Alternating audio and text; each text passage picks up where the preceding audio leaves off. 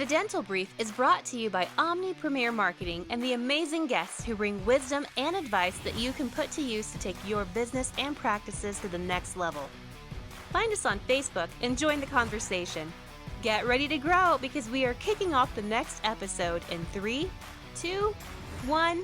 Hello, everyone. Welcome to another episode of the Dental Brief. I have a returning guest on the program today. And before I introduce my guest, I want to talk a little bit about why my guest is here today. So my guest runs a marketing firm, as many people know that I run a marketing firm.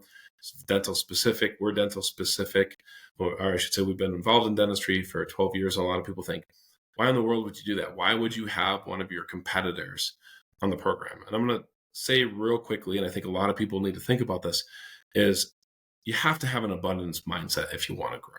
So it's period, end of story. You have to do that. I think in the dental community, I think a lot of dentists understand this. They're willing to share and they're willing to provide and help other dentists grow, and they continue to grow as a result of that. And there's other dentists that don't want to share with anybody, want to keep everything inside it, but it also limits their growth a little bit. So this show is about an abundance mindset. My guest is about an abundance mindset, and that's why we're here today. So let me go ahead and introduce returning guest Dan Delmain from Delmain Dental Marketing. Say hello. Hi, everyone. Patrick, so happy to be back on the pod. Yep, I'm glad to have you here. Last episode was great. I'm so excited to see you pop up on the guest list today. So thank you for being here. You've been involved in dentistry for a long time. I'm going to ask people to go to your website to learn more about your background and how you got there, because as everyone knows, we're brief, we're limited on time. It's delmain.co, DELMAIN.co, and we'll put that on Facebook and, of course, our website. Dan, what are we going to talk about today? Yeah, super excited about this topic. It's a little bit kind of on, I would say, cutting edge. Not a lot of dentists are taking advantage of it. And it's when adding an insurance page to your website makes sense. Yep. So this is something that we've played around with. I know you've done a lot of A/B testing on this too. I think that's a little bit that we're going to talk about. And so when you talk about putting an insurance landing page on your website, what does that mean to someone who's not an expert in marketing? Yeah. So what this means is okay, on a website, you have your homepage, your about page, here are our services or treatments. Here's the contact page, some other pages. So it means adding its own separate page where you just talk about insurance.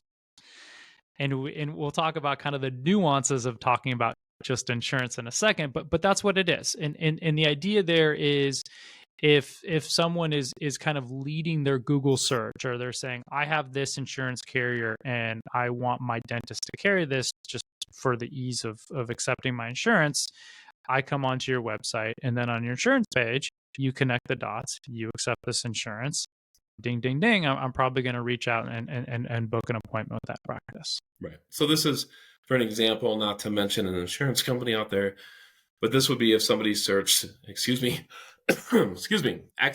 as people know me, I'm getting over something here. We won't say what it is, but if people search XYZ insurance dentist near me, in other words, hey, I'm looking for a dentist that takes my insurance that's close to me. That's what we're talking about here, right?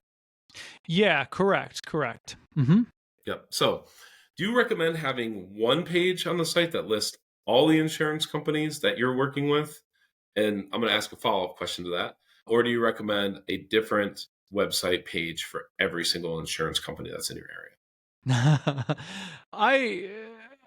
I think a single page that lists out all the insurances. I mean, you definitely want to put the logos in there, but you also want to spell it out text-wise so that can rank in Google. What are your thoughts on that front, Patrick? I like both. I think it just depends, right? So it depends on resources and what you're investing in, where your practice is going, whether or not you're trying to get fee for service or not, how equipped your staff is to handle those types of calls, how many insurance referrals you're getting right now.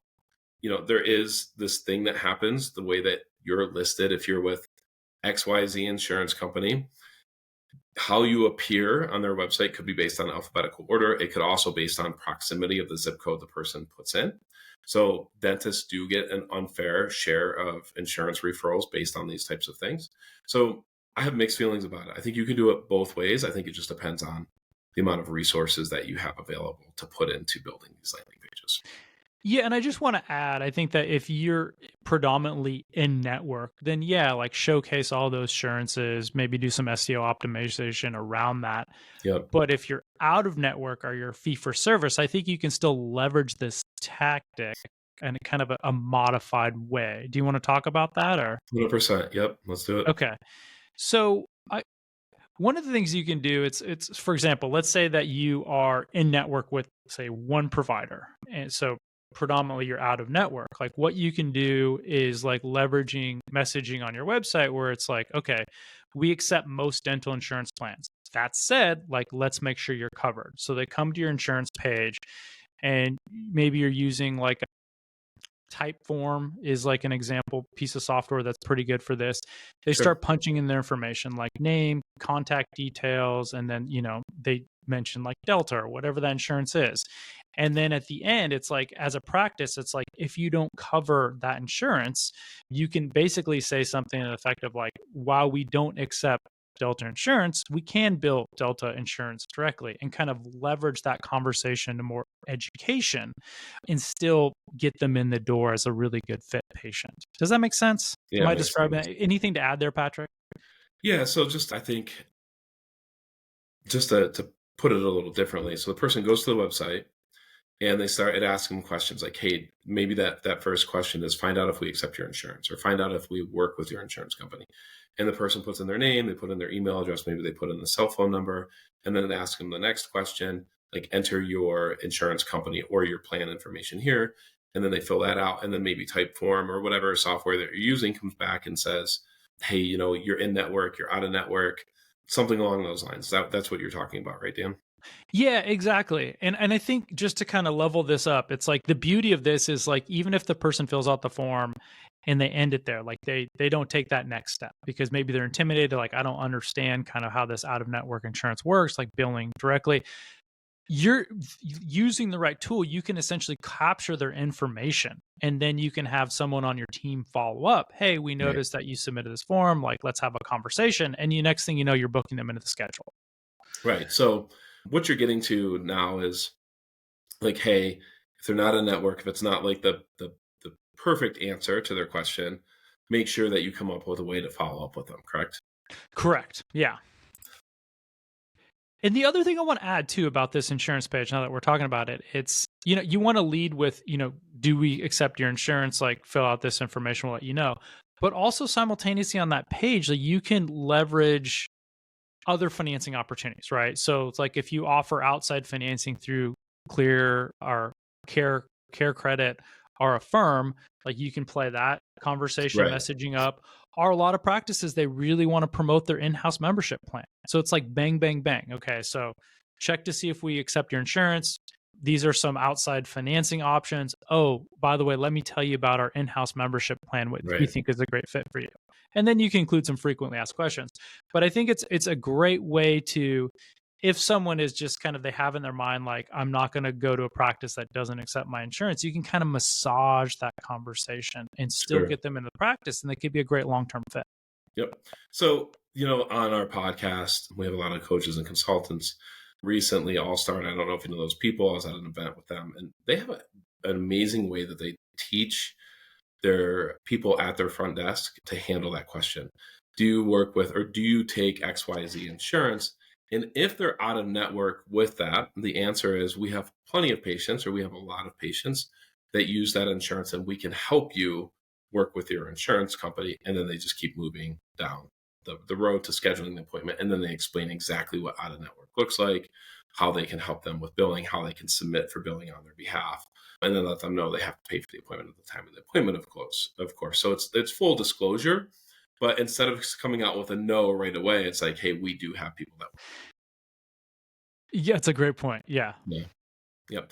And then two, in-house plans, right? A lot of times people, maybe they've already gone through their budget. Imagine that you get a phone call or a web form, want to know if you work with XYZ insurance and you don't, but that person's already spent $3,000 with XYZ insurance that year or whatever their policy maximum, and they have no benefits left, right? Yeah. So maybe they have no more benefits left anyways, and nobody's going to be able to get reimbursed from that quote insurance. So I think using these types of forms is a really good way to make sure that you're maximizing every opportunity in educating patients. And because we have this abundance mindset, or we should have an abundance mindset, if you're out of network and the person demands to work with an in-network provider, refer them to one of your buddies who is an in-network provider with that insurance company. I mean, what's wrong with that? Great point, Patrick. Yeah. Yes. Yes, Yeah. absolutely.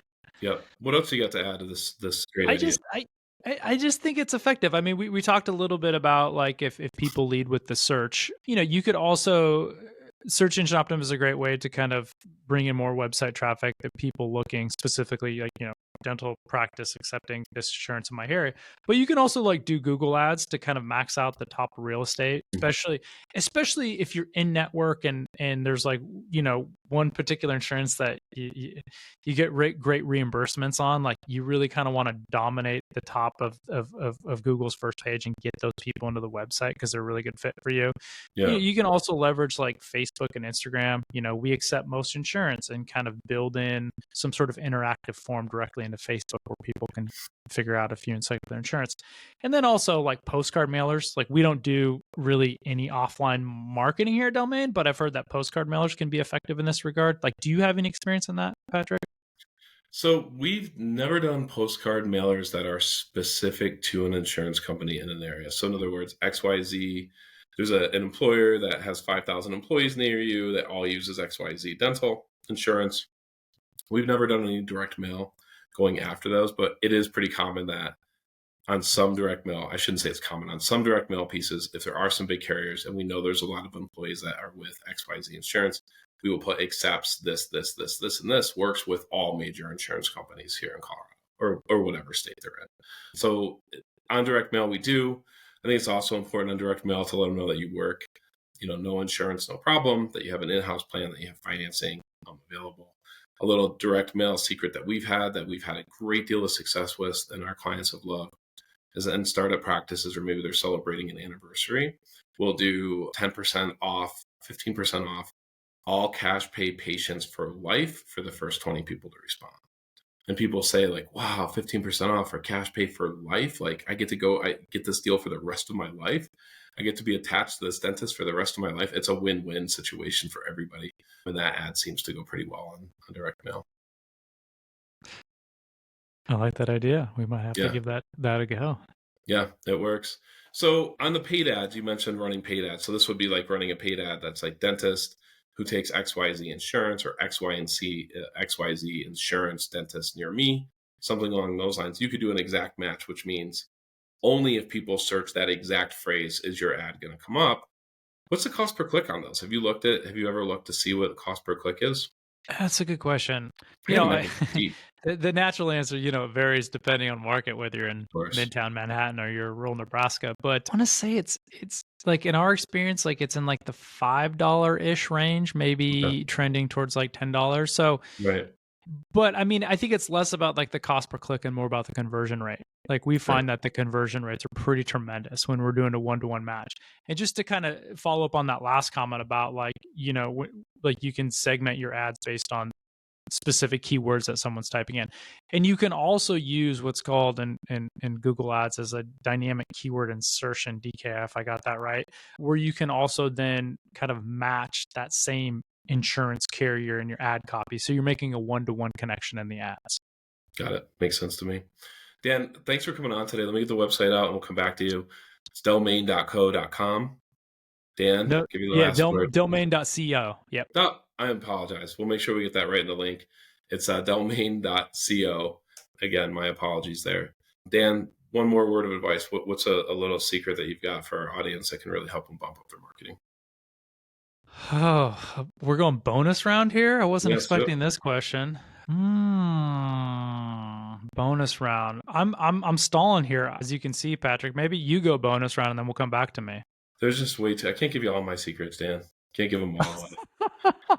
I do think that next time I get on, I'll make up. I'll have 2 bonus rounds. Yeah, I think just to reiterate what you talked about the landing pages for insurance companies, I think it's a really great tactic.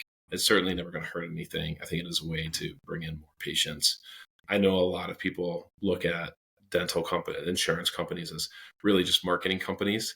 They're going to pay a fee in reduced services basically in order to bring that patient on. And that's kind of how they look at it. And I think it's a pretty good way to look at that as well. So Dan, what I want to do is invite you back on right now. I want to have you back on the program here soon, and we'll jump on another awesome subject. How's that sound?